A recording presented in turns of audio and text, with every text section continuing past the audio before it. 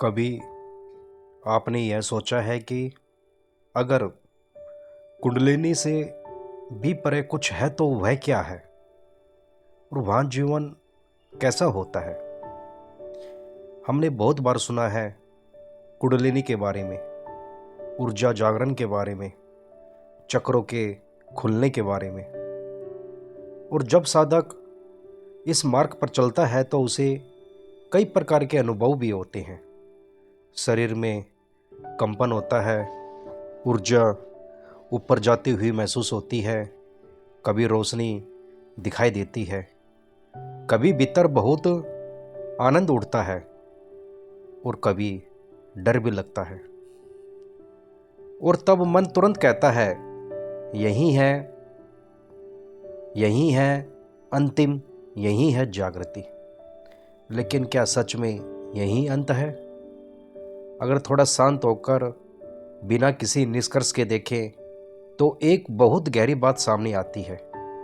जो भी अनुभव हो रहा है वह देखा जा रहा है, कंपन हो रहा है, लेकिन कोई है जो उसे जान रहा है। ऊर्जा उठ रही है, लेकिन कोई है जो उसे महसूस कर रहा है। रोशनी दिख रही है, लेकिन कोई है जो उसे देख रहा है। तो फिर प्रश्न उठता है, क्या यह सब अंतिम हो सकता है? जो देखा जा रहा है, जो अनुभव हो रहा है, वह बदल रहा है, आता है और जाता है। तो जो बदल रहा है वह स्थिर कैसे हो सकता है? यहीं से समझ धीरे धीरे गहरी होती है।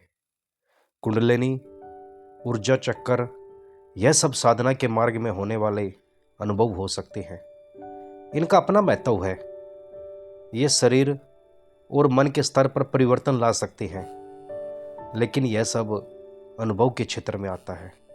और अनुभव जो है वह समय में है, जो समय में है वह बदलता है, और जो बदलता है वह आप कैसे हो सकते हैं। अब धीरे धीरे ध्यान उस पर जाता है जो इन सबको देख रहा है, वह जो हमेशा मौजूद है, जिसके बिना कोई भी अनुभव संभव नहीं है, वह जो हर अवस्था में है, जागते हुए भी, सपने में भी, गहरी नींद में भी।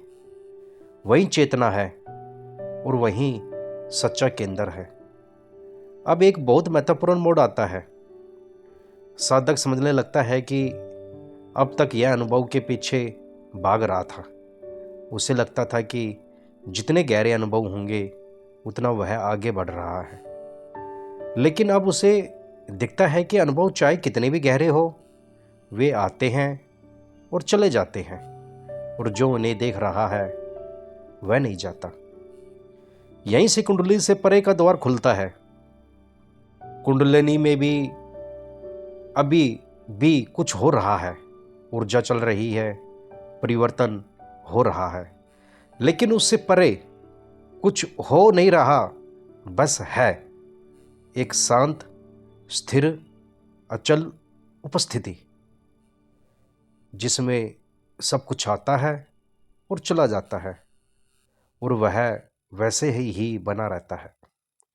अब यहाँ साधना का स्वरूप भी बदल जाता है। अब साधना कुछ करने की प्रक्रिया नहीं रह जाती। अब साधना का अर्थ हो जाता है जो हो रहा है उसे देखना, बिना छेड़े, बिना बदले, बिना पकड़ बनाए। अब अगर शरीर में ऊर्जा उठती है तो भी ठीक, अगर कुछ नहीं होता तो भी ठीक। अब कोई अपेक्षा नहीं रहती, क्योंकि अब केंद्र अनुभव नहीं है, केंद्र वह है जो अनुभव को जान रहा है। यहाँ से जीवन बहुत सरल हो जाता है। अब साधक विशेष बनने की कोशिश नहीं करता। उसे कोई सिद्धि नहीं चाहिए, कोई शक्ति नहीं चाहिए, क्योंकि वह देख चुका है कि जो भी विशेष है वह समय में है और बदलने वाला है, और जो वह है वह पहले से ही पूर्ण है। यह समझ कोई विचार नहीं है, यह एक सीधा अनुभव है। और जब यह स्पष्ट होता है तो जीवन बदलने लगता है। बाहर कुछ भी बदलना जरूरी नहीं, आप वहीं काम कर रहे हैं, वहीं लोग हैं, वहीं दुनिया है, लेकिन अब भीतर से पकड़ नहीं है। पहले हर चीज़ को पकड़ लेते थे, अब चीज़ें आती है और चली जाती है। पहले हर अनुभव को महत्व देते थे, अब सबको आते जाते देखते हैं। पहले साधना एक प्रयास थी, अब यह सहज हो गई है। चलते हुए भी ध्यान है, बोलते हुए भी ध्यान है, काम करते हुए भी ध्यान है, क्योंकि अब ध्यान कोई क्रिया नहीं है, यह आपका स्वभाव बन गया है।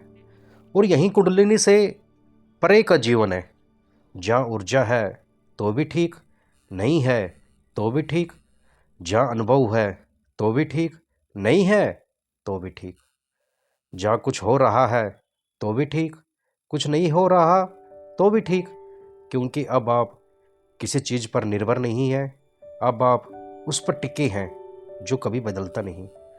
और यही सच्ची स्वतंत्रता है, यही सच्चा ध्यान है, और यही वह स्थान है जहाँ साधना समाप्त नहीं होती, बल्कि अपनी असली स्वरूप में प्रकट होती है।